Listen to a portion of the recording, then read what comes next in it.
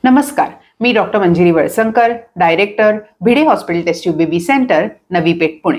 आज आपण बघतोय टेस्ट ट्यूब बेबी किंवा IUI सुरू असताना फॉलिक्युलर मॉनिटरिंगचा रिपोर्ट नेमका कसा वाचावा ह्याबद्दल आजचा व्हिडिओ केलेला आहे.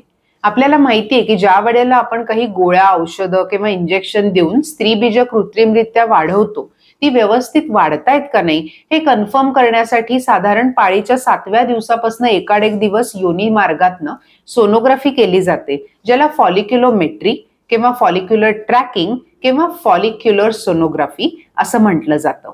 आता हा सोनोग्राफीचा रिपोर्ट नेमका कसा वाचायचा किंवा त्याच्यामध्ये काय काय मेन्शन केलेलं असतं हे पेशंट म्हणून सुद्धा तुम्हाला माहिती असणं अत्यंत गरजेचं आहे.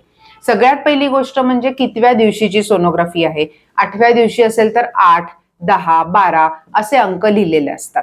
उजव्या बाजूची ओव्हरी आणि डाव्या बाजूची ओव्हरी म्हणजे दोन्ही बाजूचे अंडकोश यामध्ये नेमकी किती स्त्रीबीज दिसतायत आणि त्यांची मोजमाप करून मिलीमीटर मध्ये डायमेन्शन हे मेन्शन केलेलं असतं. तुम्ही जर अजून आधुनिक सोनोग्राफी सेंटर किंवा टेस्ट ट्यूब बेबी सेंटर मध्ये गेलात तर आम्ही डॉपलर नावाची सोनोग्राफी करतो, ज्यामध्ये जी स्त्रीबीज उत्तम वाढतायत साधारण 16 मिलीमीटरच्या पुढे नंतर आपण डॉपलर नावाची रक्त पुरवठ्याची चाचणीची सोनोग्राफी करू शकतो, ज्यांनी आपल्याला वाढणाऱ्या स्त्रीबीजाच्या कार्यक्षमतेचा अंदाज सुद्धा येऊ शकतो. म्हणजे ही सगळ्यात चांगली उपलब्ध असलेली सोनोग्राफी असते.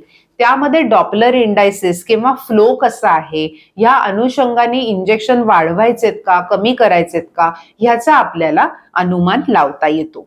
म्हणजे फॉलिक्युलोमेट्री ही साधारण IUI सायकलमध्ये 8व्या दिवसापासून एकाड एक दिवस स्त्रीबीज फुटेपर्यंत केली जाते आणि स्त्रीबीज फुटलंय का नाही याची ओव्ह्युलेशन सोनोग्राफीला ती संपते.